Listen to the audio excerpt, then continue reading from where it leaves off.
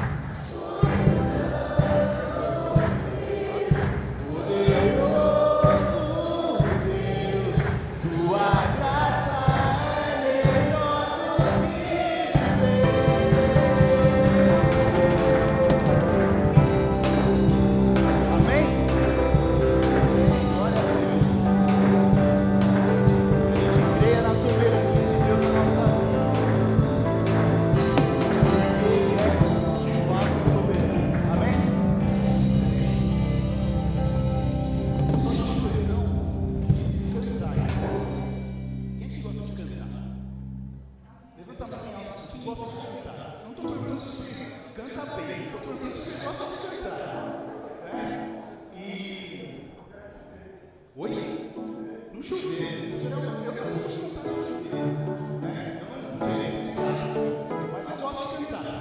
Eu não tenho muita afinidade, eu gosto de tocar e de cantar. Mas de vez em quando os irmãos vão vir aqui na frente, para dar uma descanso da Letícia, entendeu? E essa música, ela foi. Essa música deve ter mais ou menos uns 30 anos, 91, 92, e ela foi interpretada por um grande líder de louvor, que hoje já está um pouco mais aposentado, mas ele é um Kenói. Não sei se vocês já ouviram falar em Kenói. Né, a gente, eu, Ismael, a Juliana, pode parecer que não, mas a gente já está junto, nós três, há uns 20 anos. 20 anos que a gente está junto. Né, a gente cresceu, né, ouvindo o Kenói, a gente cresceu ouvindo, né, vendo as fitas do Jacarés, né, que chegava o Luiz Salvador Luiz. A gente ia na casa dele, colocava lá. E essa música, o título dessa música no inglês é Sing Out, né? E ela é baseada num dos salmos. E eu lembro que esse ministro o Kenói fez uma espécie de uma introdução nesse culto que eles cantaram e apresentaram aí esse musical todo, né? E ele falava muito da contrição que havia no momento em que eles estavam ensaiando, né? E que o momento dos ensaios deles já eram momentos de louvor a Deus. E aquilo me chamou muita atenção, porque eu estava no começo dos meus ensaios aqui para o Ministério de Louvor e tudo, e eu sempre fico com aquilo na cabeça, né? E o ano retrasado, a gente teve a oportunidade, o retrasado ele veio aqui no Brasil e a gente teve a oportunidade de lá ver ele. Irmãos, eu me arrepiei vendo ele cantar, sério mesmo, de coração, né? Não é questão de ser fã, nada não, é questão de você ver ali alguém que realmente é usado por Deus até hoje, as canções dele são cantadas até hoje, pra gente louvar o nome de Deus. Então, eu quero que você cante, certo? Porque o nome da música é Cantar, certo? Posso contar com você? Amém? Então, vamos cantar.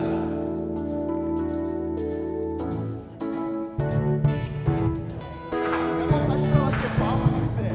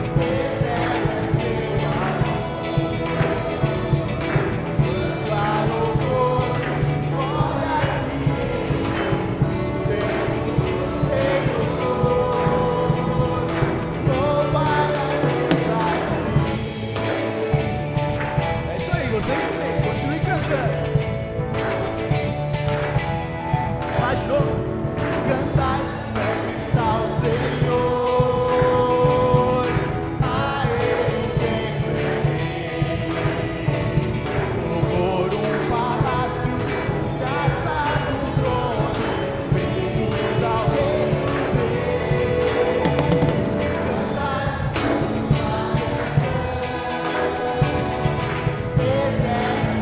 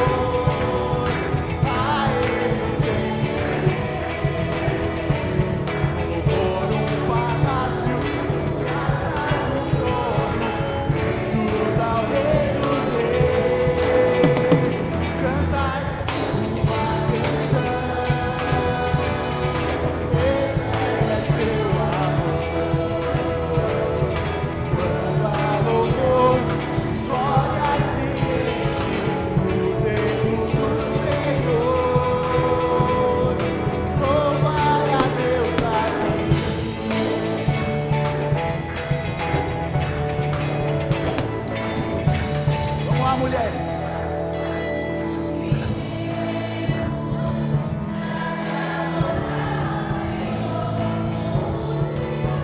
Dessa vez. Estamos alegres com os feitos do Pai. Aê, vamos cantar feliz ao Senhor. Aê, o palácio, graças no trono, feitos ao Rei dos Reis.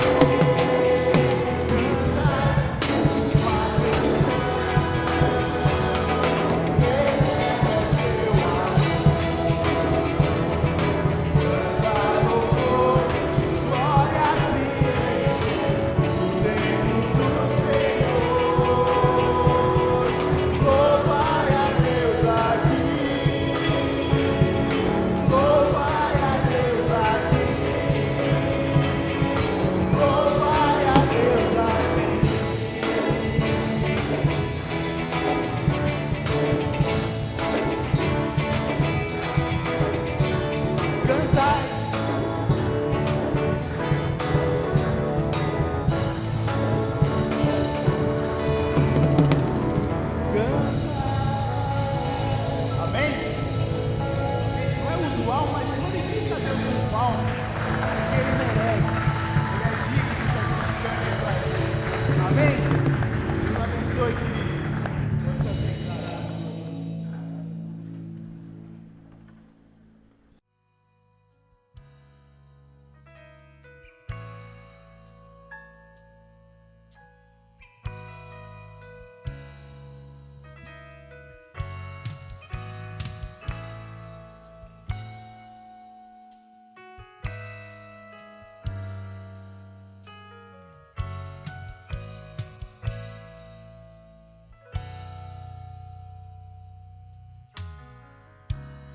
Mais um dia começa. Pode haver esperança.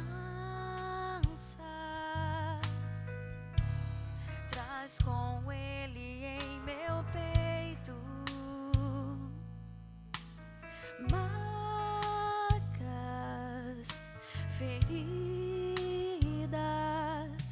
a dor que há nesta vida.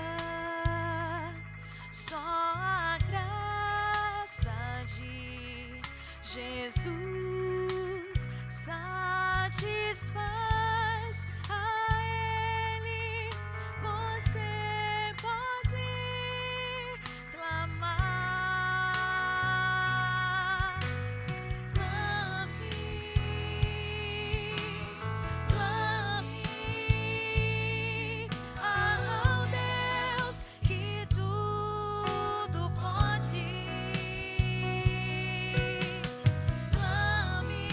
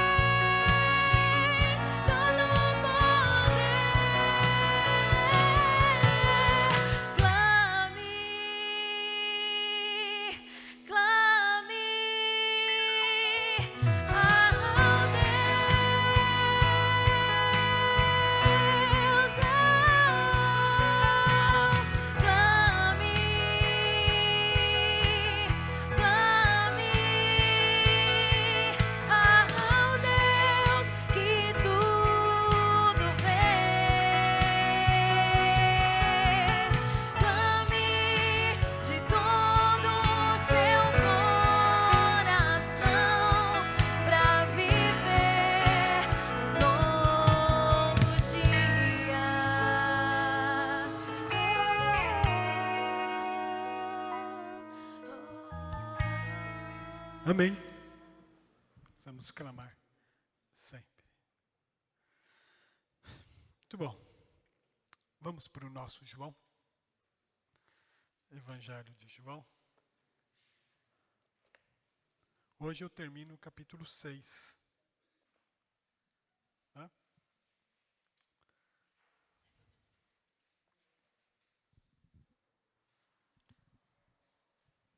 Evangelho de João, capítulo 6.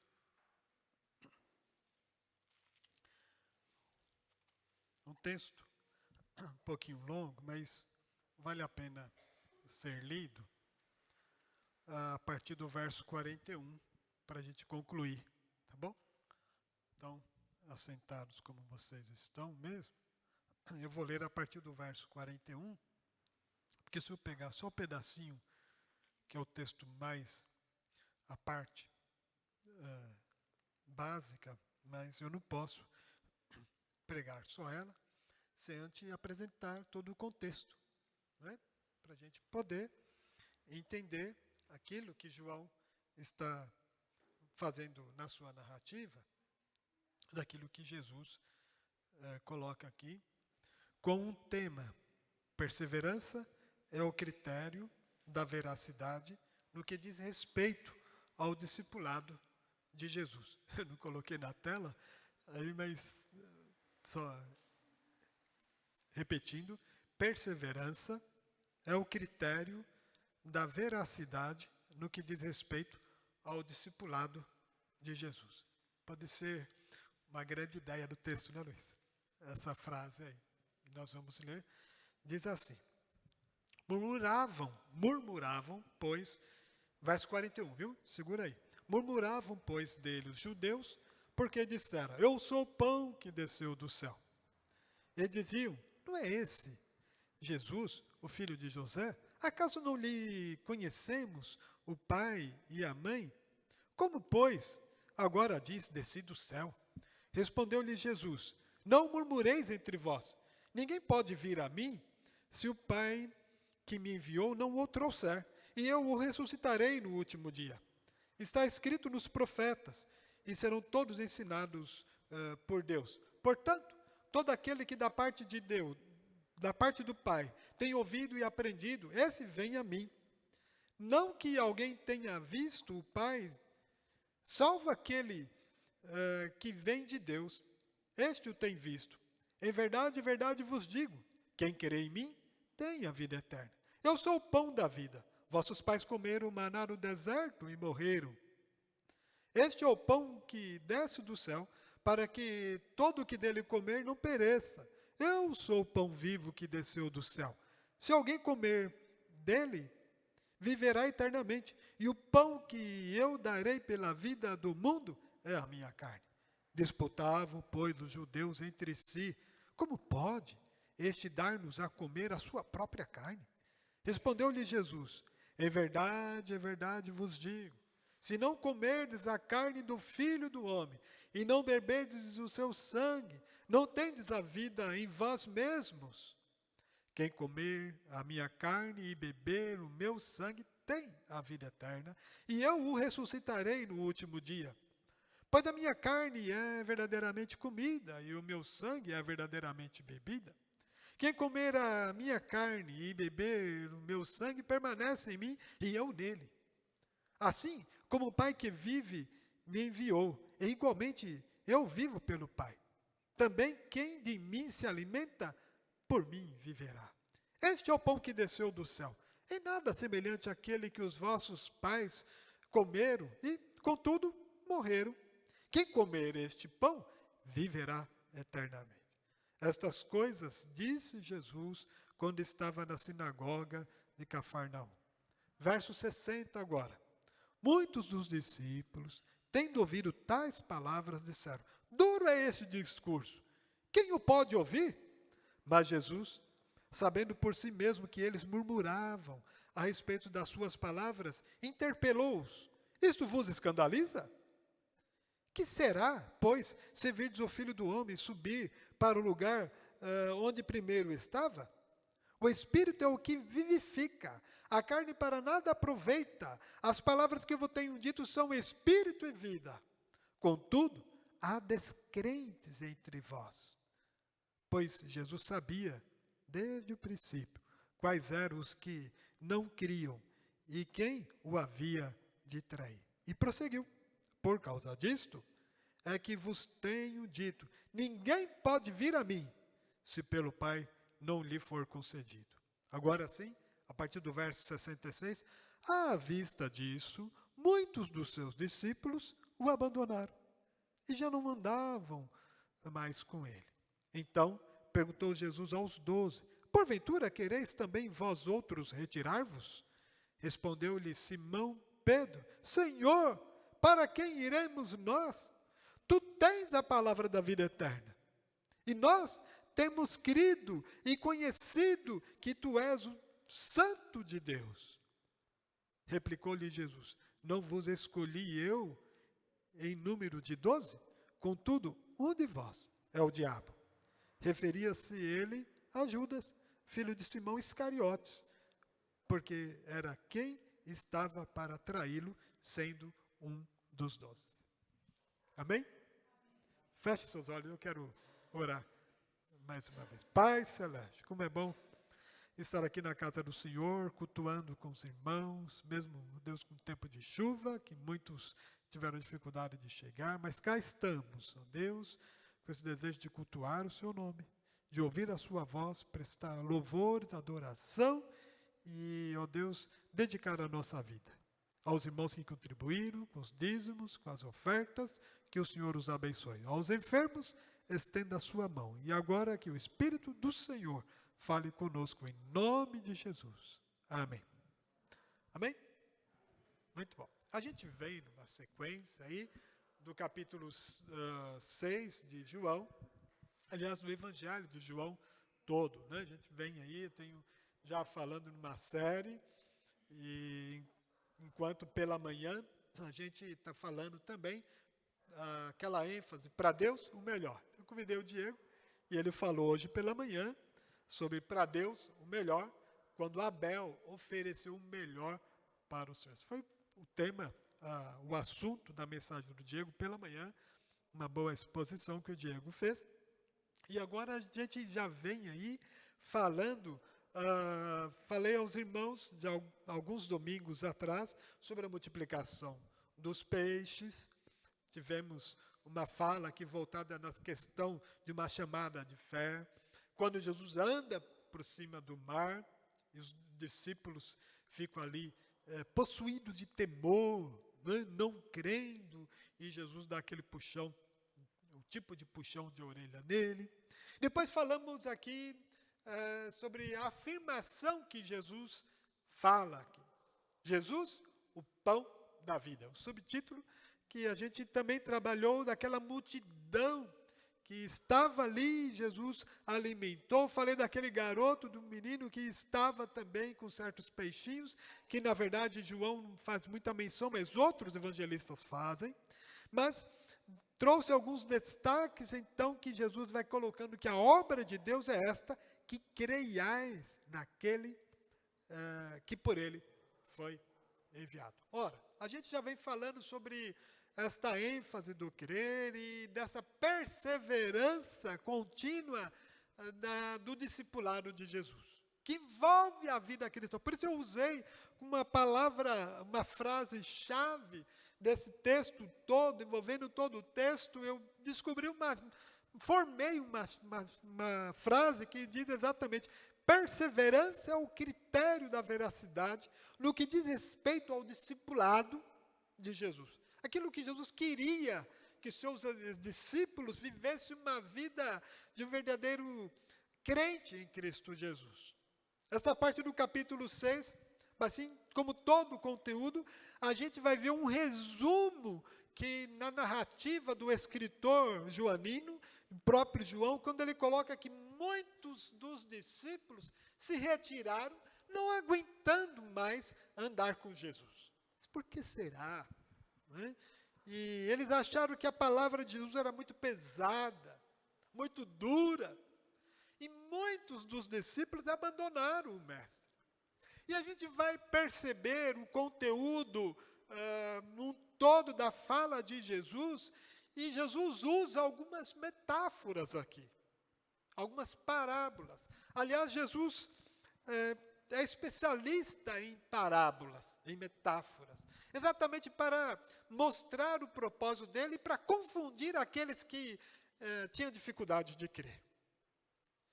E Jesus, se você for estudar um pouco mais a Bíblia, estou estudando a Bíblia com o Robson ali, e a gente fica admirado, né, Robson, vendo como a palavra de Deus existe essa profundidade, de como a gente entende que no Senhor, a sua palavra é a verdade, a gente afirmando lá, estudando junto, a gente vai ter essa afirmação de que a palavra de Deus, ela é a verdade, não contém apenas a verdade, mas ela contém e é a própria palavra de Deus, sendo o próprio Deus, o escritor da Bíblia, que inspirou homens inspirados por Deus, escreveram a Bíblia. E nesse contexto aqui, Jesus está ali junto com vários dos seus discípulos. A conclusiva desta parte, a partir do verso 66, ele diz uma palavra pontual aos 12 discípulos, aqueles que estavam ali com ele e que não se afastaram de Jesus. Aqui a gente já vai ver uma debandada daqueles que estavam crendo em Jesus, baseado ou escorado com uma crença de recebimento. Crença de recebimento, pastor? O que é isso? O que é uma crença de recebimento? Eu inventei agora essa palavra. Crença de recebimento, essa é a expressão. É um camarada que crê com o propósito de só receber. Ele vai crendo porque ele quer receber. É uma, vamos dizer, uma estratégia de troca. Eu creio, eu vou receber. E era exatamente isso que Jesus interpelou vários dos discípulos que supostamente estavam crendo. E por isso eles não aguentaram essas palavras, essas metáforas que Jesus usava, como ele falava, eu sou o pão que desceu do céu.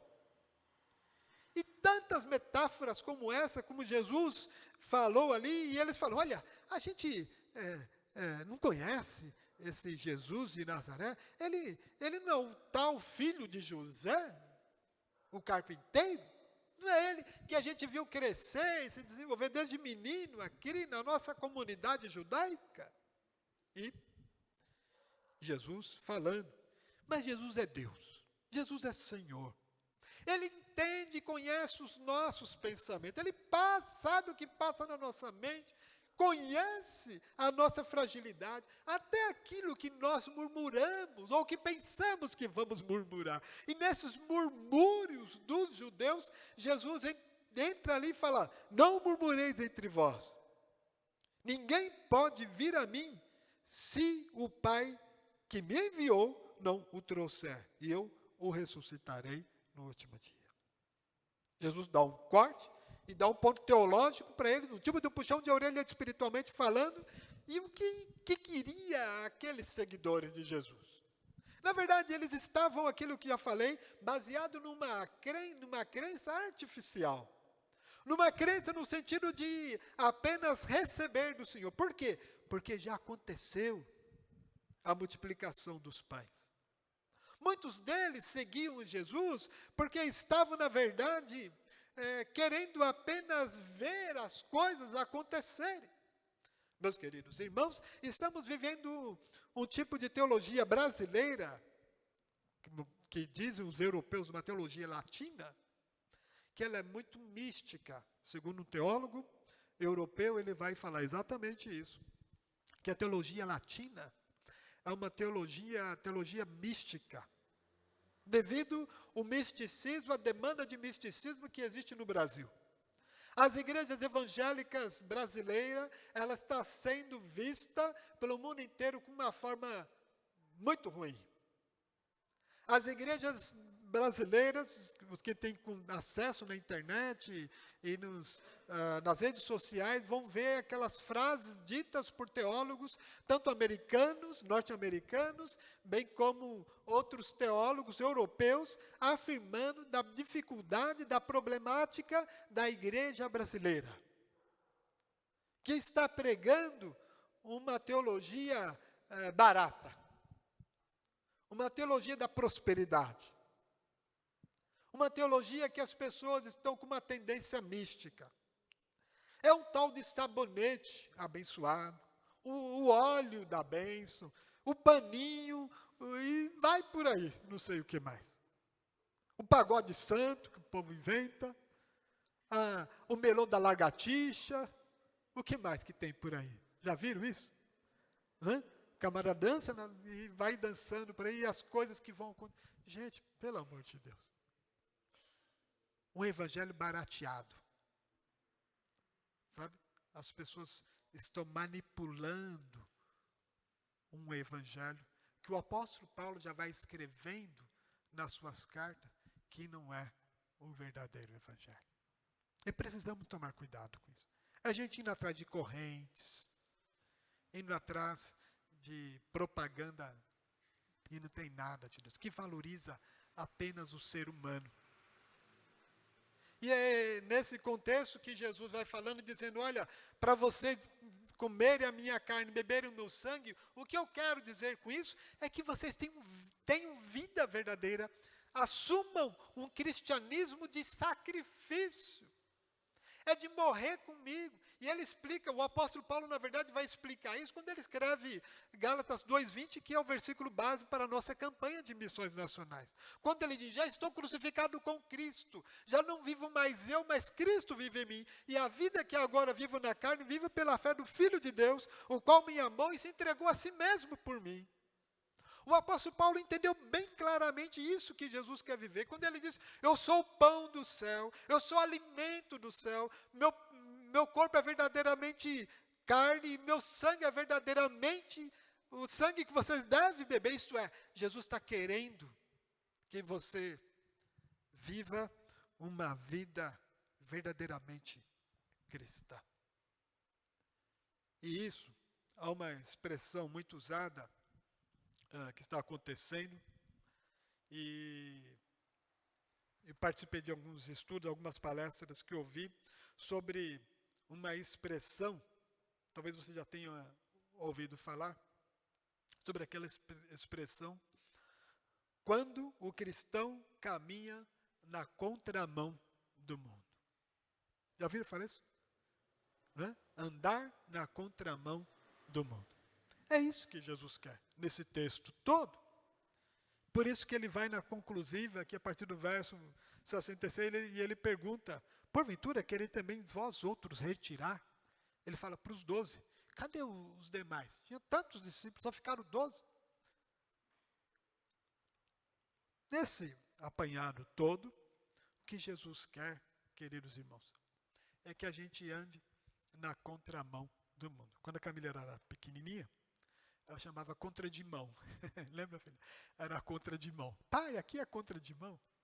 E a vida do crente é verdadeiramente andar na contramão. É não ser como o mundo é. Eu uso o texto lá, Romanos 12. Né? Vamos dar uma lidinha lá, o que Paulo fala em Romanos 12. Um voluntário aí, fique em pé, por favor. Portanto, queridos irmãos, eu apelo pelas misericórdias de Deus que vocês ofereçam seus corpos a Deus, que eles sejam um sacrifício vivo, santo e agradável a Deus. Esta é a verdadeira adoração que vocês devem oferecer a Deus. Não imitem a conduta e os costumes desse mundo, mas seja cada um uma pessoa nova e diferente, mostrando uma sadia renovação em tudo quanto faz e pensa. E assim vocês aprenderão de experiência própria a boa, agradável e perfeita vontade de Deus. Amém, Juliano. Muito obrigado. Meus queridos irmãos, o texto, está mencionando agora há pouco, o texto escrito é uma coisa. A gente lê como o irmão leu, como eu leio, como qualquer um lê. Mas vamos pensar essa palavra, na versão mais antiga, Juliana, vem, eu rogo-vos, eu peço encarecidamente. Eu acho que o apóstolo Paulo está falando assim, por favor, eu rogo-vos, pois irmãos de Roma, pelas misericórdias de Deus. Olha, a ênfase que é dado no original grego, esse rogo.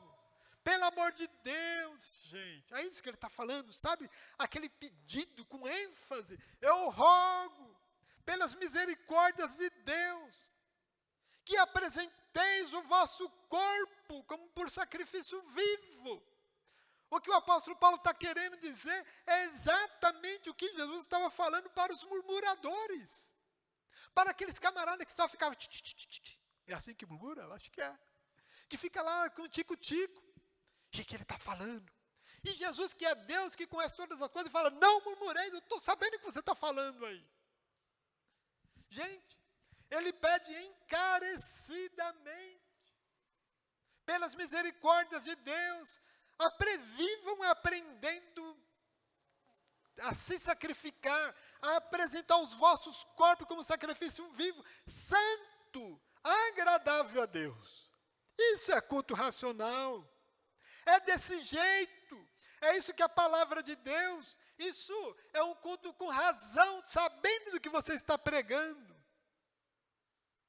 Mas temos visto crentes se conformando como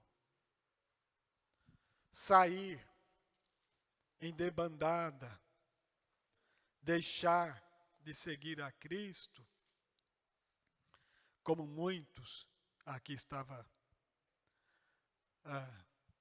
fugindo da presença de Jesus.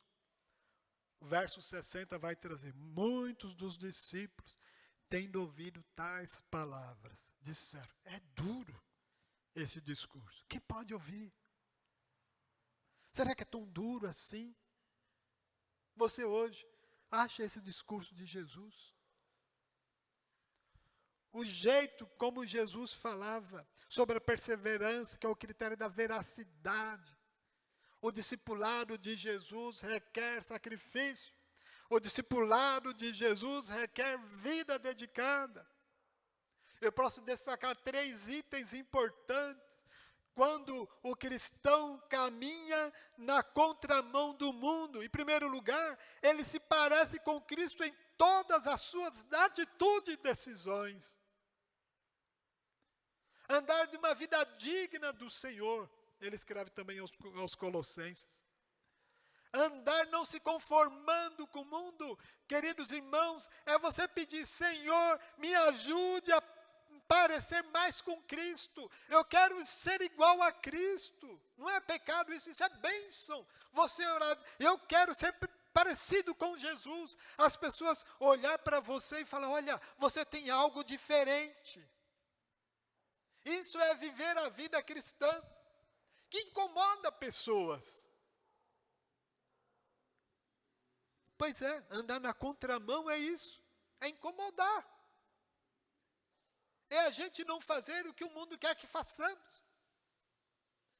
Acha bonito, legal, mentir, se vestir de um jeito, e andar como o mundo anda, e no embalo, e tem aquela expressão, o importante é o seu coração. Já viu alguém falar sobre isso? O importante é o seu coração. Se você faz de coração, tá bom. Aí a Bíblia vai falar o que, Luiz? O enganoso é o coração. Mais do que, Everton, todas as coisas. Então, queridos irmãos, é enganoso o coração. Mas o mundo está falando, rapaz, anda segundo o seu coração. Faça as coisas que seu coração diz, que seu coração manda. Respeite seu coração. O psicólogo vai falar muito isso. Tem psicólogo, né? O psicólogo ele vai te valorizar. Olha, você, meu, tem que ser. Dia 31, aí, essa semana aí, foi dia da semana do psicólogo, né? Cuidado com o psicólogo não cristão. Eu tenho minhas preocupações com ele. Valorizo todos os profissionais. Né? Até advogado valorizo. Nós temos aqui. Mas cuidado. E se aquilo não está na palavra, que seja retirado, seja anátema. Porque nós somos com uma tendência. de valorização do humano. Uma sociedade humanista. E para ser parecido com Jesus, queridos irmãos, em todas as nossas atitudes, nas nossas decisões, nos nossos contratos, naquilo que a gente faz por aí. Vivemos uma comunidade corrupta e a gente põe culpa no governo. O governo é corrupto. Mas vemos gente aí fazendo as gambiarras na vida. Gambiarras na água, na luz, gambiarra no telefone, na televisão, para ter canal de TV de graça, barata, e os caras dão uns nó em tudo. Paga o preço. É crente? Paga o preço. Eu tive que ajudar um irmão aí. O Everton me ajudou, me acompanhou. Eu tive que pagar um preço, porque ele saiu de uma casa, abandonou a casa, colocou lá no seguro fiança, e eu dancei. O cara fugiu para a Bahia, sumiu, lá na terra do Guima lá. Nunca mais viu o cara. Parente do Guima lá. Não é não, Guima? Conterrâneo dele. E sumiu, não sei onde ele está. Está lá. Eu vou atrás dele? Não. Eu tive que pagar ali. Ligava para ele, então, me enrolava. Foi indo. Eu paguei. Né? A gente paga pela nossa honestidade, pelo fato de querer ser parecido mais com Jesus. Há um preço. Por isso que Jesus vai falando, olha, coma o meu corpo, beba o meu sangue. A vida que eu quero para você é assim, é desse jeito. De sacrifício, de vivência, parecer mais com Jesus. Segunda ênfase, para o crente que quer caminhar na contramão do mundo, ele tem que ser seguidor de Jesus e ter o caráter espiritual do reino de Deus e não do mundo. Andar na contramão, queridos irmãos, é o trabalhar do Espírito Santo no seu caráter, é mexer no nosso caráter. Ter um caráter espiritual, não um caráter mundano. Esse caráter espiritual é forjado, é desenvolvido, é trabalhado através da oração. No seu tempo de oração, Senhor, mexe no meu caráter. Se há alguma coisa em mim que não presta, que o Senhor tire. Por isso que o salmista vai falar, sonda-me, ó Deus, e conhece o meu coração. Esse sondar nada mais é do que o Espírito de Deus nos moldar o nosso caráter, porque os que vivem na igreja, vivem no reino de Deus, e cuidado se você fala mal da sua igreja, porque você está falando de você próprio, está falando do reino de Deus, isso é pecado, e você participa dele, senão, você não está andando na contramão do mundo, você está na mesma paralela do mundo. Então, quando o cristão anda como na contramão do mundo, ele é seguidor de Jesus e o seu caráter é moldado, trabalhado através da ação do Espírito Santo para que o reino de Deus seja valorizado na vida do crente. Caminhando para o final, em terceiro lugar, andar na contramão é ser seguidor de Jesus e ter a mesma posição de Simão Pedro. E que Simão Pedro, qual a posição que ele teve? No texto final, que é a conclusiva, quando Jesus olha para todo mundo lá, e voltando ao texto, diz assim, à vista de muitos dos seus discípulos, que o abandonaram, e já não andavam mais com ele. Então, Jesus aponta para os 12 e pergunta, porventura quereis também vós outros retirar-vos? Já tinha saído vários, e Simão Pedro, ele toma a iniciativa, como sempre, né? Simão Pedro foi aquele que Jesus trabalhou muito com ele. Uma certa feita, Jesus vai falar, arreda de mim, afasta de mim, Satanás. Porque viu no próprio Pedro uma característica que não era de Deus. Pedro ainda estava sendo trabalhado por Deus. E continua. Então faça assim também. Permita que Deus trabalhe na sua vida assim como fez na vida de Pedro. Se você vê essas características de Pedro nos evangelhos, e depois você vai ver nas cartas de Pedro, você vai ver outro homem. É diferente. Os escritos de Pedro são escritos de bênçãos. Os escritos de Pedro são escritos de alguém que foi transformado. Porque uma vez Jesus vai chegar e falar: Pedro, você ainda não é crente. Você ainda vai ser crente, Pedro. Mas Pedro ainda estava seguindo a Jesus. E Pedro chega aqui, toma iniciativa e fala: Senhor, para quem iremos nós? Tu tens a palavra de vida eterna. É uma pergunta e uma própria afirmação. Na pergunta ele fala: para onde vamos nós? Meus queridos irmãos, para onde vamos nós, se não for Jesus? Quem seguiremos, se não for a Cristo? Para onde vamos, se não for para vir para a igreja? Eu não sei para onde eu vou. O senhor sabe, irmão Evandilson? Sabe não. Sabe, Antônio? Sabe não, né? Sabe, Davi? Não sabe. A gente não sabe. Para quem iremos nós? Para onde nós vamos? E se ele quer dizer aqui, o que você está valorizando? É o mundo? Ou é a Deus? É a sua palavra? Ah, não quero mais para a igreja é chata. A igreja não é sua, é de Jesus.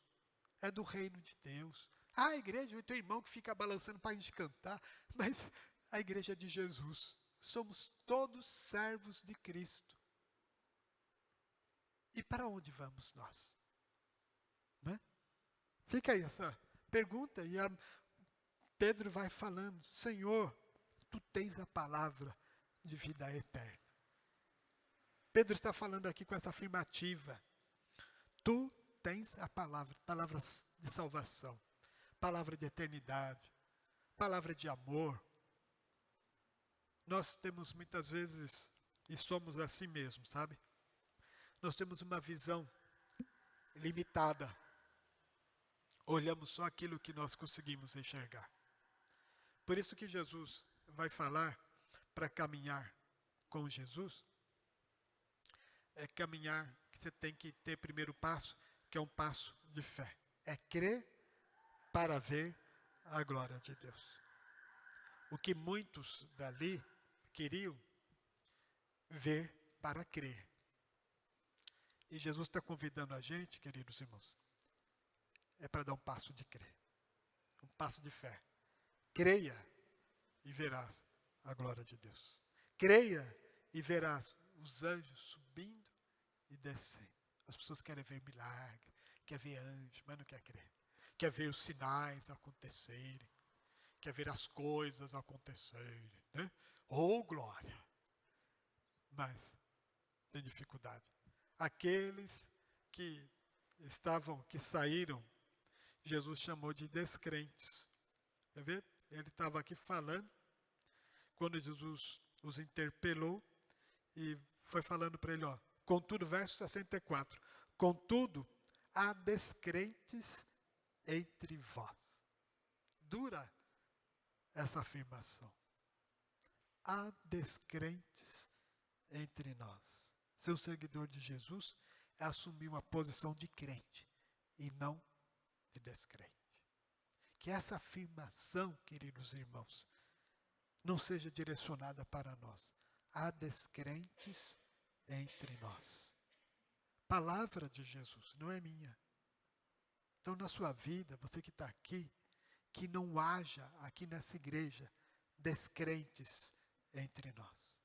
O que mais precisamos, irmãos, é crentes. Crentes, como diz a minha frase, perseverante. Verdadeiro. Quando usei a palavra critério da veracidade, a perseverança é o critério da veracidade, que significa que é crente de verdade. Há descrentes entre nós. Ser discípulo de Jesus é ser crente verdadeiro. Ser discípulo de Jesus é ser cristão autêntico, né? Não aquele cristão meia boca que não tem autenticidade. Eu lembro, uma época, os irmãos aí, meus contemporâneos, vão saber, surgiu na nossa época de jovem um tal de comprar tênis lá do Paraguai, Quem já teve os tênis do Paraguai? Quem aqui? Comprado? Né? Ninguém teve? Teve lá os tênis do Paraguai e tal, né? Tinha uns tênis bonitinhos, né? Tinha um lá, eu não lembro o nome deles, todo mundo gostava, tinha uma estrelinha, era azul e branco, né? Lembra daquilo? Então, e aí a preocupação era se era tênis original mesmo ou não, ou era falso, chamado de falsier. Né? Tinha uns tênis falsos, não, mas o camarada que trouxe do Paraguai, é bom mesmo? Lembra disso? A pessoa perguntava, é original mesmo? Ou não? Ou é invenção? Ou é cópia? Tem muito crente aí, irmãos, que na verdade eles são falsier. Lembra do padre? Apareceu um ex-padre aqui na nossa associação, surgiu lá em Guaianazes. O camarada se dizia padre. E ele se converteu. E ele foi dando testemunho nas igrejas. Um pastor aí levou ele para uma igreja. Olha, era um padre que se converteu. Ele deixou a batina e ele andava com uma bengalinha. Não sei se chegou até aqui. Faz um certo tempo isso aí. Né? E ele saía com uma bengalinha dando testemunho. E ele xingava as pessoas. Oh, você aí e tal. Como se chamava de quê? Atribulado. Exatamente. Ele olhava para o irmão, e você está conversando aí, seu atribulado. Ele falava isso. Aí um irmão lá da igreja de São Miguel, militar aposentado do exército, e ele futucou, começou a investigar esse padre. Foi investigar, investigou, e ele chegou a um consenso. Liga para o interior, liga para um lado, para o outro, para a cidade de onde esse padre falava que ele era. Foram descobrir, na verdade, quem era padre era o irmão dele que já era falecido. Já morreu. Aí ele pegou a batina do irmão, vestiu lá a batina do irmão, e deu uma de convertido, e ficou dando testemunho aí. Para quê? Os militares pegaram ele lá na igreja, de São Miguel, primeiro de São Miguel. E o irmão falou, ele é um falsier, pastor, vou pegar ele, vou dar uns tapas nele. Falei, não vai precisar partir para violência, não. Não, pastor, esse camarada tem que ser tratado assim, esse falsier. E foi para cima dele lá. Aí esse pastor lá segurou ele, e apazigou. E aquele irmão, sumiu. O falsier foi embora. Fugiu. Levaram ele chegou até, fizeram até um boletim de ocorrência contra ele. É o tal do falsier. Assim também, queridos irmãos, a nossa preocupação é com o crente falsier. Reflita sobre isso. E para ser seguidor de Jesus. Meus queridos irmãos, devemos dizer, concluindo, Senhor, para quem iremos nós? Tu tens a palavra de vida eterna. E nós temos crido e reconhecido que Tu és o Santo de Deus.